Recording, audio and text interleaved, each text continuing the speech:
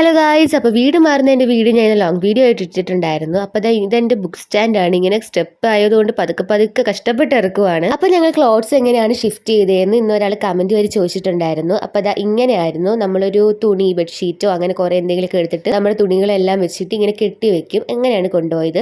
ഇത്രയൊന്നും അല്ലാതെ ഞങ്ങൾക്ക് കുറേ ഉണ്ടായിരുന്നു. കുറേയൊക്കെ അതിൻ്റെ തലേ ദിവസം തന്നെ ഞങ്ങൾ ഷിഫ്റ്റ് ചെയ്തിട്ടുണ്ടായിരുന്നു. ഇത് ബാക്കിയുള്ളതാണ് നിങ്ങളിപ്പോൾ കാണുന്നത്. അപ്പോൾ ഇതേപോലെയാണ് ഷിഫ്റ്റ് ചെയ്യുന്നത്. ഇതായിരിക്കും നല്ലതെന്ന് തോന്നുന്നു. കാര്യം ബാഗിലൊക്കെ ആക്കിയിട്ട് കൊണ്ടുപോകാനാണെങ്കിൽ നമുക്ക് കുറേ കഷ്ടപ്പാട്. ഇതാകുമ്പോൾ കെട്ടി വെച്ച് കൊണ്ടുപോകണം. പിന്നെ ആ ബെഡ്ഷീറ്റ് മാത്രം ഒന്ന് കഴുകേണ്ടി വരും. അതല്ലേ ഉള്ളൂ. ഒന്നല്ലെങ്കിൽ ഇങ്ങനെ ലോറി കൊണ്ടുപോകാം, അല്ലെങ്കിൽ നമുക്ക് ഓട്ടോയോ കാറൊക്കെ ഉണ്ടെങ്കിൽ അങ്ങനെ കൊണ്ടുപോകാം. ഈ വണ്ടിയിൽ ഒരു 2-3 ട്രിപ്പ്, അതും സാധനങ്ങളൊക്കെ അടുക്കി അടുക്കി വെച്ചാണ് കൊണ്ടുപോയത്. അതേപോലെ തന്നെ പിന്നെ ഓട്ടോയിലും പെട്ടിയോട്ടിലൊക്കെ കൊണ്ടുപോയ സാധനങ്ങളൊക്കെ ഉണ്ടായിരുന്നു. അപ്പോൾ കട്ടിൽ അലമാരിയൊക്കെ ദാ പോകുന്നു പുതിയ വീട്ടിലോട്ട്.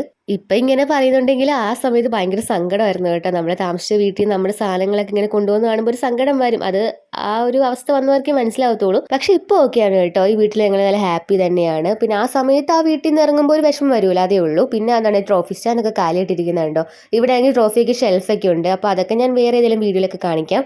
ഇതായിരുന്നു ഞാൻ കിടന്ന റൂം. ആ റൂമിലോട് ഒരു ചെറിയൊരു അറ്റാച്ച്മെൻ്റ് ഒക്കെ ഉണ്ടായിരുന്നു. പിന്നെ അത് കഴിഞ്ഞിട്ട് ഞങ്ങൾ അടുത്ത സുനന്ദൻ്റെ വീട്ടിൽ പോയി. ആൻറ്റീന് ചുമ്മാ പോയിട്ട് നാളെ പോവാന്നൊക്കെ ഒന്നുകൂടെ പറയാം. ഞങ്ങൾ നേരത്തെ പറഞ്ഞിട്ടുണ്ടായിരുന്നു, എന്നാലും ഒന്നുകൂടെ പറയാമെന്ന് വിചാരിച്ചു. അങ്ങനെ പിന്നെ അത് കഴിഞ്ഞിട്ട് ഞങ്ങൾ വൈകിട്ട് കടയിൽ പോയി. വൈകിട്ട് പിന്നെ സന്ധ്യയൊക്കെ കഴിഞ്ഞു. പിന്നെ അടുത്തുള്ള മാതാവിൻ്റെ അവിടെ പോയി തൊഴുകയൊക്കെ ചെയ്തു.